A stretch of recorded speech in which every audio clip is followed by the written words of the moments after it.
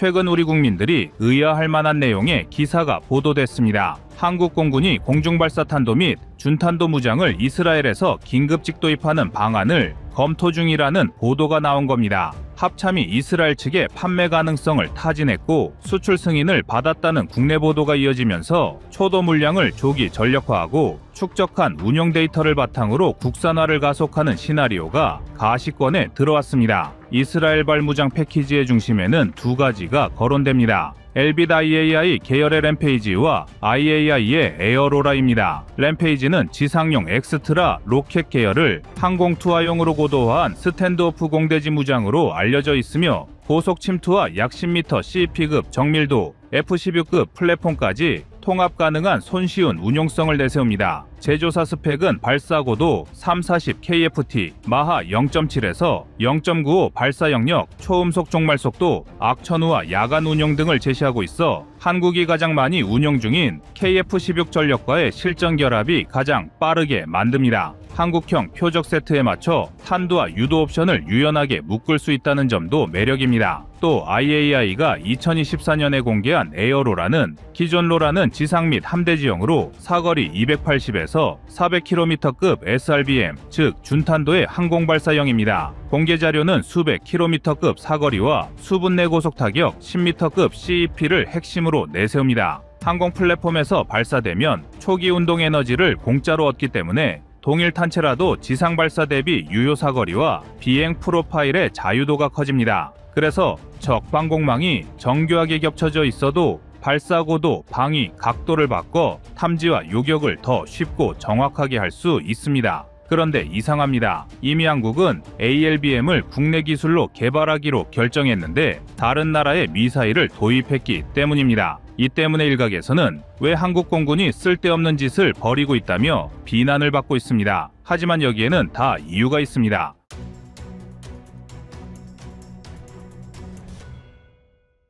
한국이 자체 ALBM 개발을 진행 중이지만 이스라엘산 미사일을 긴급 도입하려는 이유는 시간과 성능에 따른 데이터를 동시에 확보하기 위함입니다. 예컨대 램페이지는 길이 약 4.7m, 중량 약 570kg 수준의 정밀도 CEP 10m, 실전 운용 사례가 축적된 스탠드오프 무장으로 즉시 KF-16급 전투기 탑재가 가능하다는 장점이 있습니다.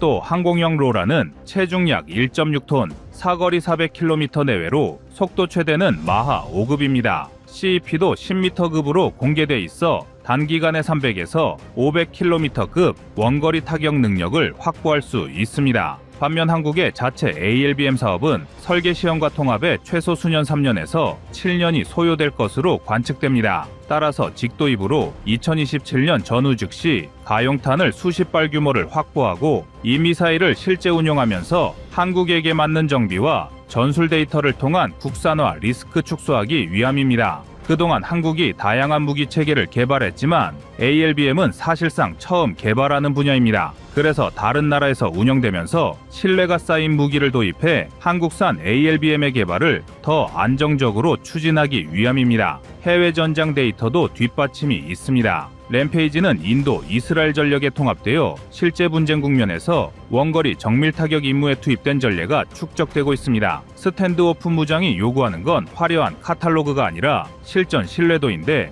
200에서 250km급 원거리에서 고가치 표적을 찍어 누르는 가성비 스트라이크 역할을 이미 수행해왔다는 점에서 한국 공군의 조기 역제력 보강과 잘 맞아떨어집니다. 에어로라는 공개 시점이 짧지만 지상형 로라가 다국간 실전에서 가치를 입증했고 항공발사형은 그 전술적 자유도를 한 단계 더 끌어올린다는 평가가 뒤따릅니다. 결국 한국이 당장 필요한 건 내일 아침 뜨는 전력인데 이 조합은 통합 난이도와 한반도에서 사용할 도달거리와 정밀도의 균형이 좋습니다. 국내 보도는 초도 도입분을 수십 발 단위 전력화 목표를 2027년 전후로 관측합니다. 숫자는 정책 결정 과정에서 조정되겠지만 패턴은 명확합니다. 단기간엔 검증된 해외산으로 킬체인의 빈칸을 메우고 중장기엔 한국형 공중발사탄도 준탄도 무장을 KF-21 중심으로 통합해 완전 자립도를 끌어올리는 투트랙 전략입니다. KF-16과 F-15K 같은 기존 주력은 탑재 중량과 소프트웨어 조정이 필요하지만 제조사 레퍼런스가 이미 다수 축적되어 있어 통합 리스크가 상대적으로 낮습니다. 반면 국산 신형은 사실상 건드릴 게 상당합니다. 여기에는 탄체, 시커, 데이터 링크, 캐리지 클리어런스 등 풀스택 검증이 필요해 시간이 걸리므로 도입부터 데이터 확보, 그리고 국산 전환의 순서가 가장 빠른 길입니다. 이건 더 이상 남이 그어준 선을 따라가는 장사가 아닙니다. 우리가 판을 짜고 필요한 시간만큼만 빌려 쓰고 결국 우리 체계로 돌려놓는 장기전입니다. 한 가지 더 짚겠습니다. 누군가는 공중발사 탄도무장이 주변국을 자극한다고 말하겠지만 현실의 억제력은 속도와 도달거리, 그리고 이를 얼마나 운용할 수 있는지 가용대수의 곱으로 정리됩니다. 지상형만으론 초기 국면에 가용수단이 제한되고 순항탄은 비행시간이 길어 방공망이 깨어날 시간을 줍니다. 하지만 공중발사 탄도 및 준탄도는 여기서 초기 반응 시간을 수분 단위로 줄여 적의 발사 전 단계를 겨누는 칼이 됩니다. 기술을 내주지 않던 나라들 사이에서 한국이 거절을 자산으로 바꾸어온 10년이 있었기에 가능한 선택입니다. 이번에 해외 실전 검증을 이미 마친 체계를 일단 들여와 우리 전장에 맞춘 데이터와 정비, 탄두, 소프트웨어 표준을 축적한다면 다음 무대는 한국형 에어로라, 한국형 램페이지의 차례입니다. 결국 억제력은 보여주는 자의 것이고 한국은 보여줄 준비를 끝내고 있습니다. 지금 우리가 따져야 할 건 실전에서의 사용성과 현실적 통합 비용입니다. 공중발사형 무장을 들여오는 건 단순히 탄두와 로켓을 사오는 문제가 아닙니다. 이 미사일을 운용하기 위한 항공기 소프트웨어, 발사용 캐리지, 정비, 보급망, 탄두 보관에서 취급 규정까지 모두 바꾸는 대공정입니다. 때문에 이 과정에서 항공기별로 시험 비행 수십 회와 운영 교범 개정이 필요하고 킬체인 내 C2 시스템과의 실시간 표적 공유 프로토콜도 새로 맞춰야만 전술적 가치를 온전히 끌어낼 수 있습니다. 또한 초도직 도입의 실익은 시간과 데이터입니다. 공중발사 탄체는 고가의 정밀 유도부와 항법 통신 모듈을 포함하므로 발사당 비용이 전통 유도탄보다 훨씬 높습니다. 탄체의 군수품과 정비 역량을 국내에 어떻게 구축할지, 국산화 전환 시점을 언제로 잡을지에 따라 예산 부담은 급격히 달라집니다. 직도입 후 국산 전환 모델은 데이터를 확보해 운용 적응을 빠르게 할 수 있다는 장점이 있지만 핵심 부품인 터보 펄스 엔진과 고성능 시커, 그리고 정밀 유도부는 여전히 외국 의존도가 높아 완전한 자립까지는 상당한 기간이 요구됩니다. 전술적 관점에서 보면 공중발사 무장은 휴전선 근방의 정세를 바꿀 수 있습니다. 항공기 기동으로 발사 위치를 숨길 수 있고 종말 단계의 고각 침투로 요격 가능성을 낮출 수 있으므로 북한의 지상 기반 미사일을 꺼내 쓰기 어렵게 만드는 억제 효과가 현실적으로 존재합니다. 다만 이를 실현하려면 추적에서 식별, 그리고 선별 타격의 기준을 명확히 하고 교전 수칙을 세밀히 다듬어 오판과 민간 피해를 최소화해야 합니다. 또한 미국 등 동맹과의 정보 공유, 무기 통합 관련 협의에서 기술 표준 인터페이스 문제가 걸릴 수 있어 동맹 설득과 동시 운용성 확보 계획을 병행해야 합니다. 한국은 이미 KTS-SM-2, 천무-2, 현무-4 계열 등 300에서 800km급 지상 발사 전력을 확보했지만 공중발사형은 설계와 시험만 최소 4에서 6년 실사격 검증까지 포함하면 2030년 전후가 되어야 실전 배치가 가능합니다. 반면 램페이지는 사거리 250km, 에어로라는 최대 500km급으로 이미 실전 경험이 있고 KF-16에도 즉시 장착 가능한 경량형이라는 점에서 2027년 내 조기 전력화가 가능합니다. 수입당하는 한 발당 약 7에서 10억 원 수준입니다. 무엇보다 실전 데이터를 확보함으로써 향후 개발될 한국형 ALBM의 설계 리스크를 최소화할 수 있습니다. 즉 단기적으로는 북한의 핵미사일 발사 전 억제력을 강화하고 장기적으로는 국산화 완성도를 끌어올리는 교두보 역할을 하게 됩니다.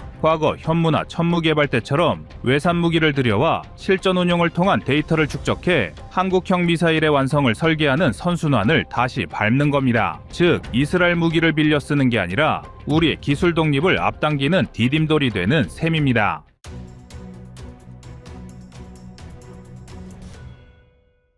다음은 25년 1월 24일 LSAM-2 개발 영상입니다.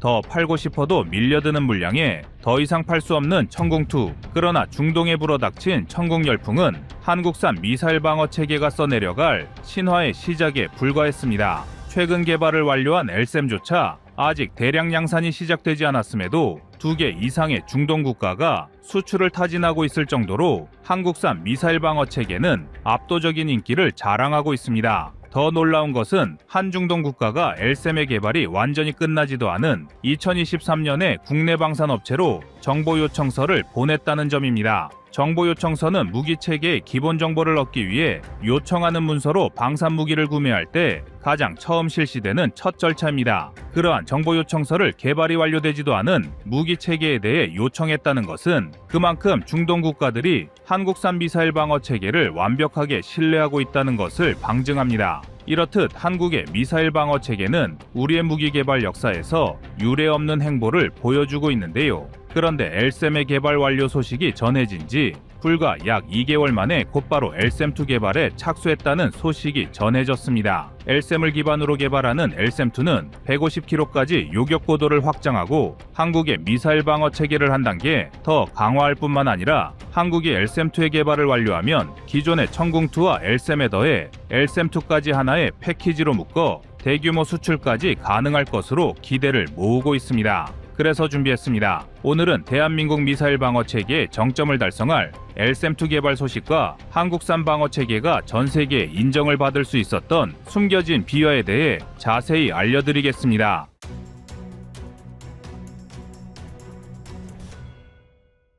LSAM의 후속으로 개발을 시도하는 LSAM2는 최대 150km까지 적의 미사일을 요격할 수 있도록 개발되는 미사일 방어 체계로서 40km의 요격 고도를 가진 천궁2, 60km의 요격 고도를 가진 LSAM보다 더 높은 고도에서 적의 미사일을 요격할 수 있습니다. 요격 고도 150km는 미국의 사드와 동급 수준의 성능으로 LSAM2의 개발이 완료되면 한국은 한층 더 두터운 미사일 방어 체계를 구축할 수 있습니다. 기존의 천궁과 LSAM이 요격하지 못하는 고도에서 적의 미사일을 요격할 수 있게 된다면 설사 LSAM2가 모든 미사일을 격추하지 못하더라도 1차적인 방어망의 역할을 하고 다층적인 방어 체계에서 여러 번의 요격 기회를 확보할 수 있다는 전략적 의의를 얻을 수 있는데요. 여기에 더해 LSAM2는 단순히 요격 고도만을 높이는 것이 아니라 적의 극초음속 미사일도 요격할 수 있을 것으로 기대를 모으고 있습니다. 극초음속 미사일은 마하우 이상의 빠른 속도와 불규칙한 비행 궤적으로 인해